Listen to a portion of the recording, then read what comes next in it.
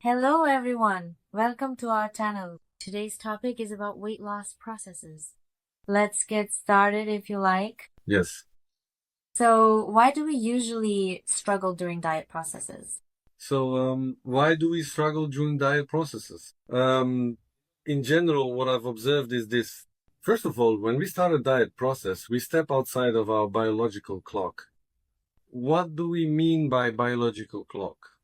Let me explain it like this. For example, we have a biological clock for sleep or for eating, and our body, ourself, our psychology learns this and acts accordingly. For example, if you are someone who eats 3 meals a day, your eating habits are arranged accordingly, and generally your hunger and satiety balance is established based on this.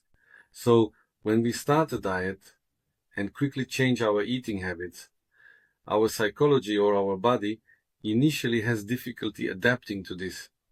Naturally, this creates resistance. Let me talk a bit about the amygdala here.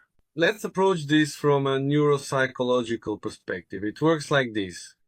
For example, let's say I started a diet and my portion sizes changed. My meal times also changed. Immediately, our subconscious or our amygdala perceives this as a threat. For example, I ate much less than the portion I was supposed to eat. Because I didn't eat it at that time, the amygdala immediately feels a sense of unease. Wait a minute, she ate less than the portion she was supposed to eat. Okay, that might be fine. But as this keeps happening in the next meal and the next and the next, we start to fight with ourselves. Because, the main job of our brain is to keep us alive. And for that, our brain needs nourishment. In other words, it needs to make sure it's getting enough food. When this balance is disrupted, it gradually starts to build up resistance. If your body doesn't get enough calories or the portion isn't sufficient, this causes anxiety. If we also bring logic into the equation, we can reduce our anxiety to a healthy level, and this helps us adapt more quickly. Yes, we might be eating smaller portions, but we know that this is for our health. We can't explain this to the amygdala.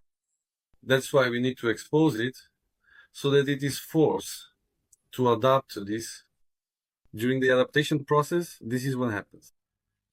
At first, it resists, but after it learns, for example, how does this manifest concretely in us? During dieting, at first, we progress quickly towards our ideal weight, but after a while, this stops. It's the same when exercising. Now, let me say, dietitians or sports coaches, they say that at first we lose water weight, that the water in the body is being shed. That's how they describe it.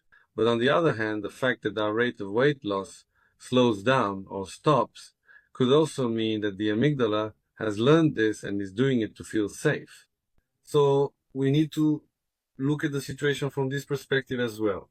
There, while we are still fighting with ourselves, if we can remain determined against our amygdala, the amygdala will eventually adapt. So what matters is determination, but that inner struggle can really wear us out. When we look at hunter-gatherer communities, they were generally only able to eat properly about once every 4 days on average. In fact, even in such situations, we are still able to survive. Now, let me quickly explain this as well. Why were hunter-gatherer communities only able to eat properly once every 4 or 5 days on average? Well, that's because hunter communities couldn't live close to the animals they hunted. Because right near those animals, there are other things.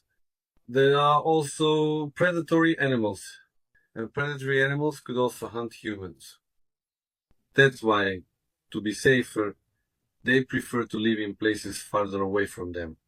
Naturally, when they needed to hunt, they would travel long distances, hunt, and then return. Sabri. Yes. Thank you. Don't forget to subscribe to our channel, hit the like button, and join us in the comments. Yes.